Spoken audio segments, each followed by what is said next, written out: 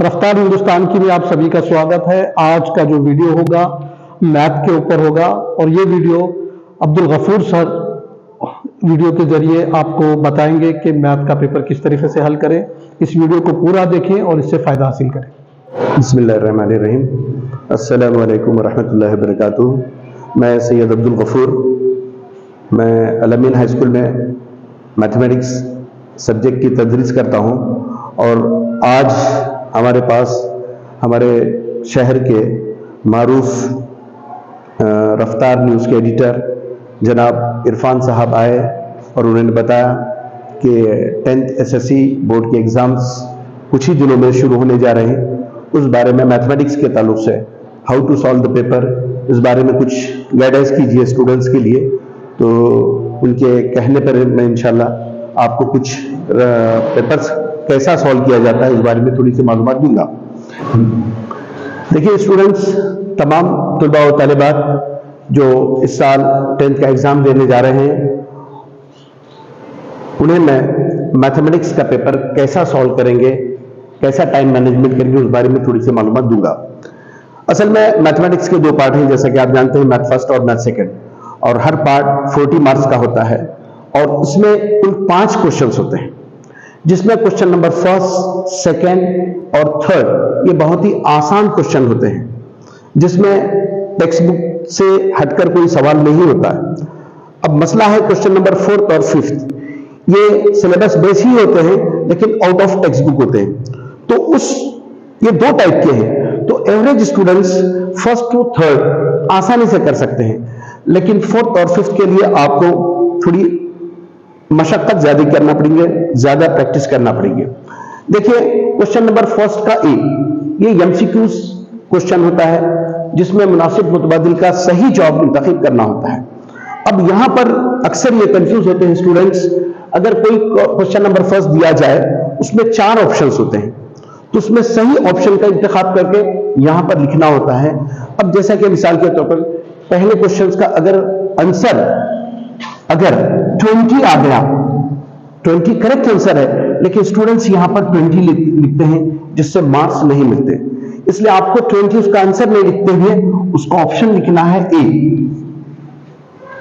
इसी तरीके से second, third, fourth option important है। हाँ, ऑप्शन के साथ अगर आप आंसर लिखेंगे तो चल सकता है, लेकिन सिर्फ अगर आप आंसर लिखेंगे और ऑप्शन नहीं लिखेंगे तो आपको मार्क्स नहीं मिलने वाले। इसलिए बी केयरफुल कि क्वेश्चन नंबर फर्स्ट के ए में जो एमसीक्यू होता है, मुनासिब मुतबादिल मुंतखब करके सिलेक्ट करके जो आंसर लिखना होता है उसमें ऑप्शन लिखना है, ए, बी, डी, सी जो भी है वो लिखना है। और नियर अबाउट उसके लिए 5 to 10 मिनट्स में आपका ये सॉल्व हो जाना जरूरी है। उसके बाद आता है क्वेश्चन नंबर फर्स्ट का बी। ये भी पूरे 4 सवाल दिए जाते हैं और 4 के 4 सवाल करना होता है, इसमें कोई चॉइस नहीं होती, 4 के 4, और हर सवाल 1 मार्क्स का होता है और ये बहुत ही आसान क्वेश्चंस होते हैं। और 1, 2, 3, 4 ये भी आप 5 to 10 मिनट्स में इसको आसानी से कर सकते हैं। अब इसके बाद शुरू होता है क्वेश्चन नंबर सेकंड का ए। ये सरगर्मी एक्टिविटी बेस्ड क्वेश्चन होता है, जिसमें कोई 2 सवाल दिए जाते हैं, 3 सवाल दिए जाते हैं, सॉरी, और आपको कोई 2 करना होता है। क्वेश्चन नंबर सेकंड के ए में सरगर्मी एक्टिविटी बेस्ड क्वेश्चन होता है, 3 सवाल दिए जाते हैं, उसमें से कोई 2 करना है। और स्पेशली आपने यहां पर सवाल नंबर 2 का ए, ये सवाल लिखते बैठने में अपना वक्त जाया न करते हुए क्वेश्चन नंबर सेकंड के ए का फर्स्ट सरगर्मी जहां पर लिखा होता है उसमें मुनासिब ब्लॉक्स होते हैं, इस तरीके से ऐसे तकरीबन 4 होते हैं और हर ब्लॉक कंप्लीट करने पर आपको आधा मार्क्स मिलता है। तो ये 2 सवाल करना है, हर सवाल 2-2 मार्क्स के होते हैं। इस तरीके से 4 मार्क्स आपको यहां पर हासिल हो गए, 3 में से कोई 2 करना होता है। उसके बाद आइए क्वेश्चन नंबर सेकंड के बी में, उसमें भी 4 सवाल करना होते हैं और दिए जाते हैं 5, 1 सवाल ज्यादा दिया जाता है और हर सवाल के लिए 2-2 मार्क्स होते हैं। और ये भी बहुत ही आसान सवाल होते हैं, उसमें भी टेक्स्ट बुक से हटकर कोई सवाल नहीं होता है, आसानी से हम कर सकते हैं। अब उसके बाद आता है क्वेश्चन नंबर थर्ड का ए। जिस तरीके से क्वेश्चन नंबर सेकंड के ए में सरगर्मी बेस्ड क्वेश्चन होता है, थर्ड के ए में भी सरगर्मी पर बेस्ड क्वेश्चंस होते हैं और यहां पर भी 2 सवाल दिए जाते हैं और कोई एक करना होता है और इसके अंदर कुल ऐसे 6 ब्लॉक्स होते हैं। 6 खाने होते हैं, जिसमें से हर खाने पर आधा आधा मार्क्स, इस तरीके से 3 मार्क्स आप यहां पर फाइंड कर सकते हैं। और उसके बाद क्वेश्चन नंबर 3 का बी, ये 6 मार्क्स के लिए पूछा जाता है। यहां पर भी आपको 4 सवाल दिए जाते हैं। यहां पर ऑप्शन 50% होता है, 4 सवाल दिए जाते हैं और आपको कोई 2 सवाल करने होते हैं, इस तरीके से 6।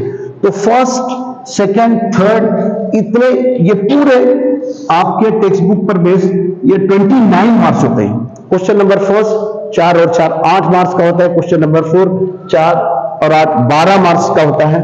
और क्वेश्चन नंबर 3 29 मार्क्स का होता है। और ये पूरे के पूरे टेक्स्ट बुक बेस्ड क्वेश्चंस होते हैं। अब रहा क्वेश्चन नंबर 4 और 5, ये चैलेंजिंग क्वेश्चंस कहलाते हैं।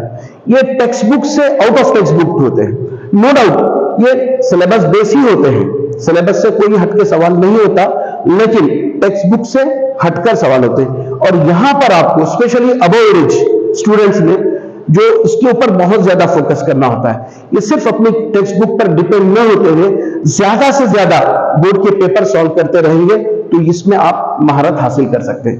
तो स्टूडेंट्स कोशिश ये करें कि फर्स्ट, सेकंड, थर्ड ये पूरे के सवाल 60 मिनट्स में कंप्लीट करने की कोशिश करें, 1 घंटे के अंदर। अब जो रिमेनिंग 1 आवर्स होता है उसमें 50 मिनट्स में कोशिश करें कि क्वेश्चन नंबर 4 और 5 सवाल हल करें। और 10 मिनट आप खास तौर से उसको संभाल के रखें, ताकि कोई सवाल कहीं गड़बड़ में कोई छूटा तो नहीं, उसको देखने के लिए। और अल्हम्दुलिल्लाह बोर्ड की तरफ से और 10 मिनट का आपको इजाफा हुआ है, तो उस हिसाब से 2 घंटे 10 मिनट आपको एक्स्ट्रा मिलने वाले हैं। तो अगर आप सही ढंग से प्लानिंग करेंगे तो कोई भी आपके लिए मुश्किल नहीं। और यहां पर खास तौर से जो जिसका मैथमेटिक्स कमजोर है, जो अपने आप को, हालांकि मैथमेटिक्स बहुत ही आसान सब्जेक्ट है, लेकिन हमने जो बना रखा है शुरू से कि मैथमेटिक्स हार्ड सब्जेक्ट है, उसके डर को अगर निकालते हुए अभी भी आज ही से अगर आप स्टूडेंट्स फर्स्ट, सेकंड और थर्ड क्वेश्चन, 4th और 5th न देखते हुए अगर 3 क्वेश्चंस भी करेंगे, तो जिसको जो बिलो एवरेज स्टूडेंट्स है और एवरेज स्टूडेंट्स है वो आसानी से पासिंग मार्क्स ले सकते हैं। लेकिन जो टॉपर्स हैं तो उनके लिए सिर्फ टेक्स्ट बुक पर डिपेंड न होते हुए ज्यादा से ज्यादा मैक्सिमम आपको पेपर्स सॉल्व करना है। ज्यादा से ज्यादा करेंगे तो आपको इंशाल्लाह जरूर पास होंगे, कोई मुश्किल की बात नहीं। तो अल्हम्दुलिल्लाह अभी मैंने जो पेपर पैटर्न बताया, ये सेम मैथ फर्स्ट और मैथ सेकंड यानी अलजेब्रा और ज्योमेट्री के लिए सेम टाइप रहेगा, सेम 40 मार्क्स है और पूरा बोर्ड पैटर्न भी सेम रहेगा। तो तमाम तलबा और तालबात स्टूडेंट्स को मैं दरख्वास्त करूंगा कि आप अच्छी तरीके से रियाजी का जो फियर है वो उसको निकालते हुए, डर को निकालते हुए सही ढंग से अगर आप मैथमेटिक्स का पेपर सॉल्व करने एग्जाम में जाएंगे तो इंशाल्लाह किसी किस्म की दिक्कत, कोई परेशानी नहीं होगी।